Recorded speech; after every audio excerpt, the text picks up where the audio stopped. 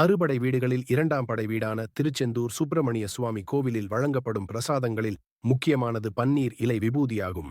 ஒருமுறை ஆதிசங்கரர் காசநோயால் பாதிக்கப்பட்டு திருச்செந்தூர் முருகனிடம் வந்துள்ளார். அப்போது முருகப்பெருமான் ஆதிசங்கரரிடம் இனிய தமிழில் பாடல் பாடுமாறு கேட்டார். அதற்கு அவர் நான் எம்பெருமானை மட்டுமே பாடுவேன் என்று கூறினார். இதனால் வருத்தமடைந்த முருகப்பெருமானை அப்போது அங்கு வந்த எம்பெருமான் கண்டார். முருகன் வருத்தத்துடன் இருப்பதற்கு காரணத்தை அறிந்த எம்பெருமான் ஆதிசங்கரரிடம் சென்று முருகப்பெருமான் முன் சென்று கண்ணை மூடிக்கொண்டு என்னை நினைத்து பாடு என்று கூறினார்.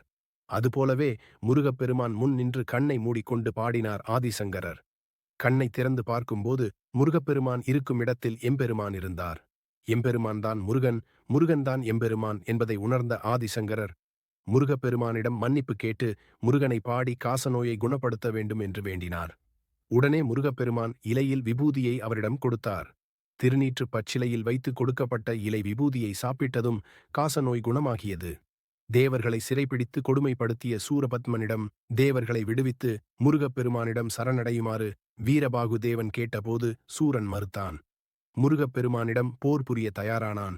போர் தொடங்கியது. போரில் முருகப்பெருமான் படை சார்பில் இருந்த வீரர்கள் சிலர் காயமடைந்தனர். அந்த காயத்திற்கு மருந்தாக இலை விபூதி கொடுத்து குணமாக்கியுள்ளனர்.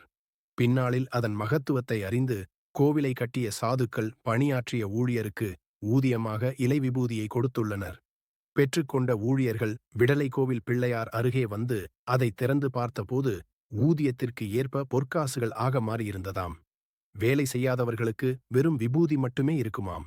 அதனுடைய தத்துவத்தை உணர்த்தும் வகையில் இன்றும் திருச்செந்தூர் முருகன் கோவிலில் இலை விபூதி பிரசாதம் வழங்கப்படுகிறது.